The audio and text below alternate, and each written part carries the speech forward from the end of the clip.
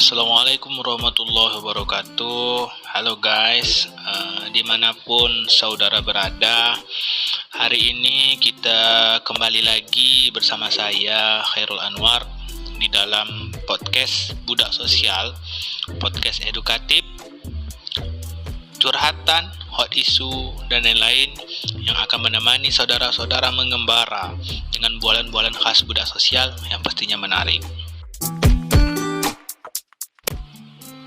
Nah teman-teman, di dua podcast sebelumnya kita sudah membahas tentang salah satu kajian sosiologi, yaitu sosiologi organisasi dan juga sosiologi politik. Jadi di podcast kita yang ketiga ini kita akan coba kembali membahas tentang kajian sosiologi organisasi, yang dimana pada podcast ketiga ini kita akan mengangkat tema dari sosiologi organisasi, yaitu tentang relasi antara teknologi dan organisasi serta bentuk kepengaruhan teknologi dan organisasi. Jadi teman-teman sekalian, tanpa tunggu lama, bersama saya, jom kita bincang.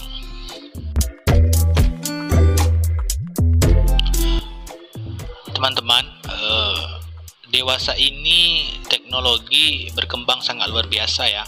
Terlebih lagi di era 4.0, bahkan kita masyarakat dunia sudah mulai memasuki era 5.0, yang dimana teknologi ini akan semakin canggih dan bisa digunakan untuk mendukung berbagai aktivitas manusia, baik untuk kegiatan organisasi, individu, dan juga sosial. Sehingga teman-teman, perkembangan teknologi ini sudah menjadi suatu kebutuhan yang sangat vital bagi kehidupan masyarakat. Teknologi juga sekaligus menjadi tempat bergantung para penggunanya untuk menyelesaikan berbagai permasalahan. Nah, jadi ketergantungan dalam penggunaan teknologi ini selain berdampak pada segala aspek, tentu proses perubahan yang terjadi tidak hanya di dalam aktivitas masyarakat secara individu, tetapi juga organisasi seperti struktur, otoritas, kekuatan, tugas dalam pekerjaan, jenjang karir karyawan, supervisi, serta pekerjaan manajer. Teknologi yang ada di dalam suatu organisasi biasa disebut dengan teknologi informasi. Nah, teknologi informasi ini muncul sebagai akibat semakin merebaknya globalisasi dalam kehidupan organisasi. Teknologi informasi memiliki peranan utama dalam mempelajari organisasi. Organisasi adalah sebuah sistem terbuka, dan teknologi organisasi merupakan cerminan dari kondisi lingkungan organisasi. Dan teknologi juga bisa menjadi jenis kegiatan internal yang terjadi dalam organisasi. Sehingga bisa dikatakan teknologi saat ini tidak bisa dipisahkan lah dari jalannya sebuah organisasi. Karena dengan keberadaan teknologi informasi, teknologi ini menjadi faktor penentu utama dari keberhasilan organisasi. Jadi, jika kita mencoba untuk menguak relasi antara teknologi, informasi, dan juga organisasi ini, tentu bisa dilihat dari peran teknologi di dalam organisasi. Seperti kita ketahui, peran teknologi informasi ini sangat diperlukan di organisasi karena teknologi ini sebagai alat bantu dalam upaya memenangkan suatu persaingan yang pasti terjadi di dalam dunia organisasi. Ditambah lagi, kita ini dihadapkan oleh kenyataan bahwa saat ini dunia berada pada era persaingan yang sangat ketat. Adanya peran teknologi informasi dalam organisasi, hal ini memungkinkan setiap proses yang dijalankan menjadi lebih mudah dan cepat. Karena dengan menggunakan teknologi informasi lah, kendala jarak dan biaya operasional menjadi bukan masalah yang utama lagi. Dengan kata lain, teknologi informasi dapat memenuhi kebutuhan informasi dalam suatu organisasi dengan sangat cepat, tepat waktu, relevan, dan akurat. Nah teman-teman, ada nih salah satu pendapat yang diperkenalkan oleh J.R. Terry, yang dimana beliau mengatakan bahwasanya terdapat 5 peranan mendasar teknologi informasi dalam organisasi. Yang pertama, fungsi operasional, fungsi monitoring dan kontrol, fungsi planning and execution, fungsi komunikasi dan fungsi intraorganisasional.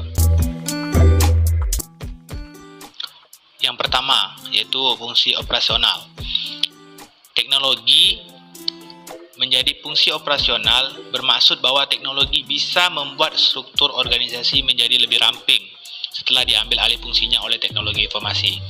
Karena memang sifat penggunaannya yang menyebar di seluruh fungsi organisasi, unit terkait dengan manajemen teknologi informasi akan menjalankan fungsinya sebagai supporting agency, di mana teknologi informasi dianggap sebagai frame infrastruktur.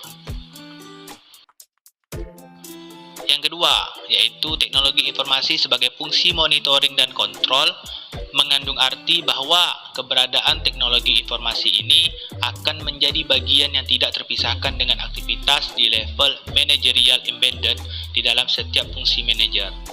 Sehingga struktur organisasi unit terkait dengannya harus dapat memiliki span of control atau peer relationship yang memungkinkan terjadinya interaksi efektif dengan para manajer di perusahaan terkait.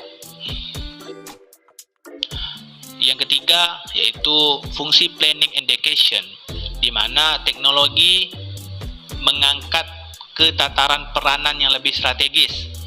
Karena keberadaan teknologi ini sebagai enabler dari rencana kegiatan organisasi dan juga merupakan sebuah knowledge generator bagi para pemimpin organisasi yang dihadapkan pada realitas untuk mengambil sejumlah keputusan penting sehari-harinya.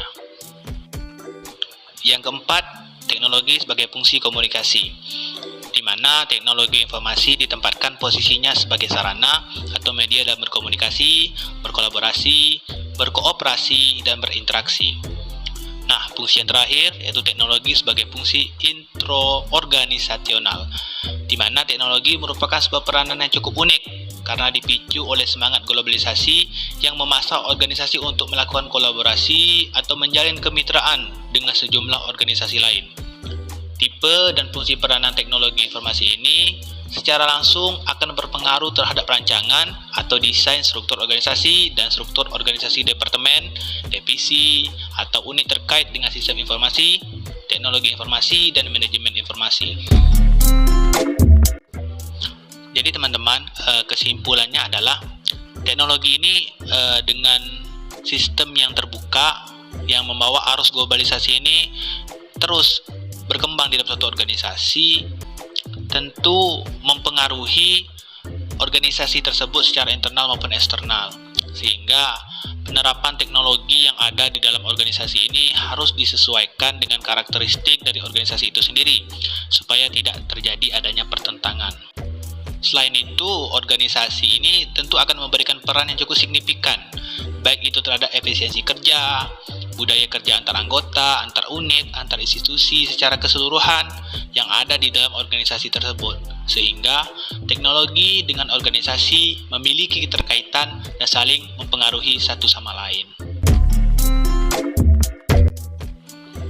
Wah, seru juga ya obrolan kita pada hari ini. Tapi kurang lebih seperti itulah bincang-bincang kita pada podcast kita kali ini. Jadi untuk itu saya Khairul Anwar mengucapkan terima kasih kepada para pendengar yang sudah mendengar podcast kita kali ini. Semoga bincang-bincang kita pada podcast kali ini memberikan manfaat terutama kepada saya dan juga kepada para pendengar-pendengar yang bersedia mendengar podcast kita kali ini. Untuk itu saya pamit undur diri. Sampai ketemu lagi. Tetap bersosial. Assalamualaikum warahmatullahi wabarakatuh.